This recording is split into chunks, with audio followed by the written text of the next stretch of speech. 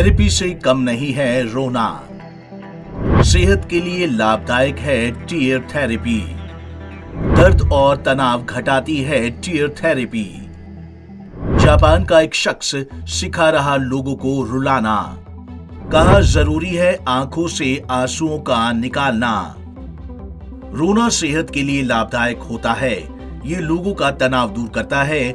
सुनकर आपको भले ही हैरानी हो, लेकिन ये है बिल्कुल सच। जापान में हिदेफुमी योशिदा नाम का शख्स लोगों को रुलाकर उनका तनाव दूर कर रहा है।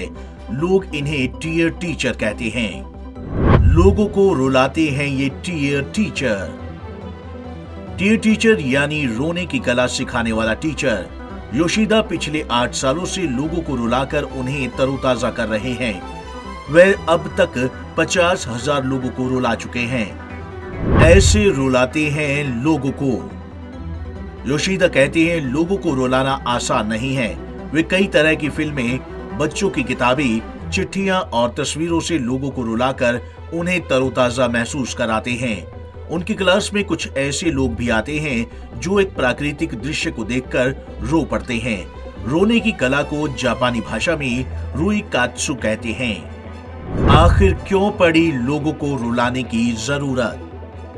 योशिदा के मुताबिक जापानी लोग आसानी से रो सकते हैं, लेकिन इन्हें बचपन से सिखाया जाता है कि आंसुओं को कंट्रोल करना है।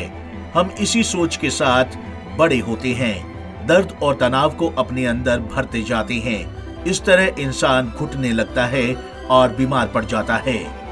मन से रोने पर मिलती है राहत।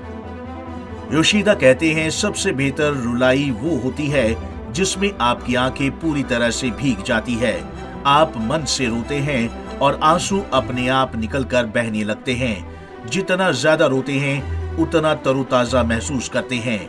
अगर आप मन से रोते हैं तो ये फिजिकली और मेंटली दोनों तरह से राहत पहुंचाता है। ये आपको शांत रखता है और मूड को बेहतर बनाता है। रोने के दौरान मस्तिष्क की नर्व एक्टिविटी बढ़ती है, जो हार्ट रेट को थोड़ा धीमा करके दिमाग को रिलैक्स करती है। जितना ज्यादा अंदर से रोते हैं उतना ही हल्का महसूस करते हैं। जापान में कई शहरों में रोने की वर्कशॉप करने का बढ़ रहा ट्रेंड। जापान के कई शहरों में रोने की कला सीखने का ट्रेंड बढ़ रहा है। योशिदा यहाँ वर्कशॉप और लेक्चर ऑर्गेनाइज करते हैं। जापान टाइम्स से बातचीत में वे कहते हैं अगर आप हफ्ते में 1 दिन भी रोते हैं तो आप तनाव मुक्त जीवन जी सकते हैं। तनाव दूर करने के लिए नींद और हंसने से भी ज्यादा असरदार है रोना। यूं तो योशिदा इस फील्ड में 8 साल से हैं, लेकिन इनके काम ने रफ्तार 2015 में उस समय पकड़ी जब जापान में कर्मचारियों का तनाव कम करने के लिए पॉलिसी शुरू की गई। उस दौरान योशिदा ने कंपनियों से अपनी वर्कशॉप और लेक्चर शुरू करने के लिए परमिशन मांगी। इस काम में उन्हें लंबा संघर्ष करना पड़ा। उनकी वर्कशॉप में शामिल एक महिला का कहना है कि उन्हें नहीं लगता था कि वो रो पाएंगी, लेकिन उनकी आंखें आंसुओं और इमोशन से भर गई थी। इसके बाद उन्होंने नहाया और खुद को काफी हल्का महसूस किया।